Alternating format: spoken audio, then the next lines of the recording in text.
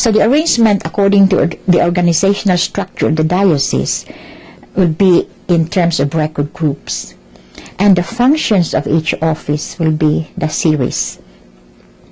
Included in the application is in the process is the application of basic conservation procedures like removing staples and paper clips and transferring to acid-free folders and boxes.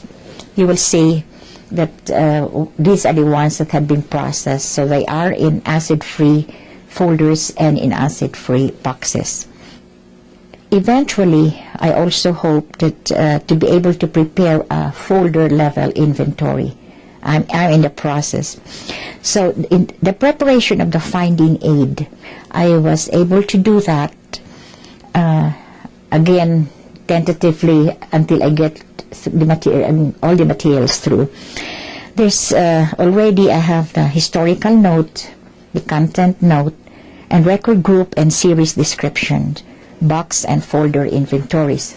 In the website of the diocese, this is the homepage of the diocese, and then go to the pastoral center, and this is where you will find the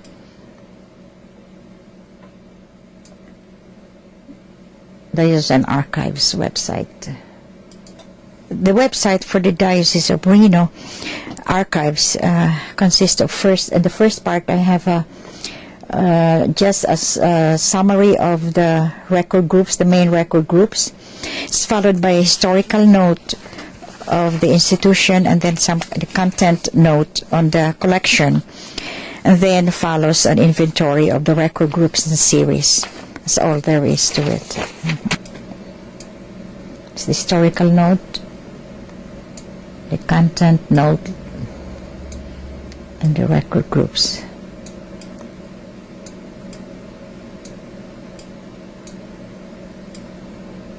How many records? Right now we are involved in trying to come up with a policy manual for access to these records. Not too many of the dioceses have a policy manual. I am now in consultation with other church archives and that have produced their own manuals. Because there are many things that can result from wrong record keeping.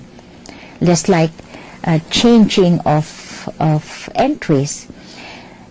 Sometimes the one taking note of the entry does it by ear. In other words, the spelling of the name may not be the same, may not be in the original birth certificate. So what does that mean when you retrieve the record? That proposes a problem. And also sometimes parents will come back and say that they want to add a name. The law says you can't. If ever you want to indicate changes, you have to put it in the notation, not in the original.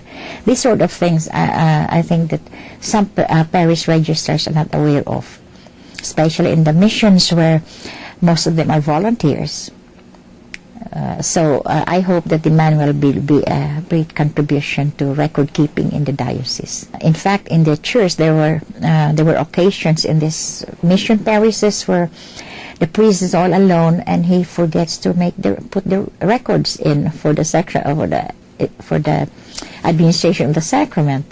So you'll only discover this when somebody asks for a certificate and it's not there, so you have started to reconstruct the records. Most of my access to archives in Europe was in line with my research with the history of the church in the Philippines, and my own foundress, she was an indigenous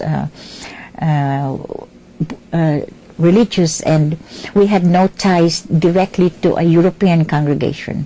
But then the church, requires certain reports periodically and so on. So in Europe, they have their own system of archiving, and much older than the United States. But I was trained in the U.S. archive system, so I can just say that it's the attitude of record keeping that I found very interesting in Europe. They keep. See, the problem we have with the cause of my foundress is that we didn't have enough historical records to prove that she existed. Very, very minimal. Whereas the European, when these are founders of religious congregations, they keep everything. They are more attuned to record keeping than we in our country, so we lose a lot. And like the National Archives in the Philippines, we have lost a great number of records because they were just stored, were eventually in a basement. Eventually the floods got to them. The Archdiocese of Manila, during the war, the records were transferred from one location to another, and I was told that once they did it by an open dump truck, and the records just flew all over the place. So there are very great gaps in the records. Earlier I thought, be a pack rat, keep everything, and then if you have the time, you try to appraise and destroy what is not necessary. But I would say that we should identify and keep our vital records, certificates, this sort of thing, as licenses, and then preserve a kind of order in filing them so that they can be accessed.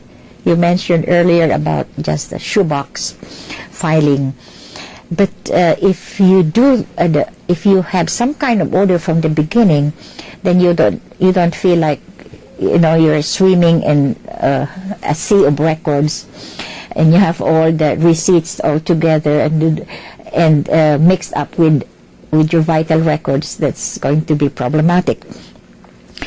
And but develop some kind of order. Even just say these are financial records, these are personal statistics, and so on. And then keep them in a safe place. In Nevada, I might have to think of flood. In California, it's the earthquake, and so on. And then another thing I'd like to mention is try to keep a journal. There are things that happen every day that you will not see the significance until years later. Then you can always look back to your journal, and I think that's a very, very good record keeping. As you can see, it doesn't always take a lot of sophisticated technology to preserve our cultural heritage. It takes a little time, concern, and organization. What are we going to leave for the history buffs of this new millennium? With proper care and attention, Nevadans can leave a wealth of knowledge about our history. It all begins with you and me, paying closer attention to our personal possessions as well as taking care of our business documents. If we all do our part, we'll develop a tremendous resource for future generations to enjoy. Thanks for joining us.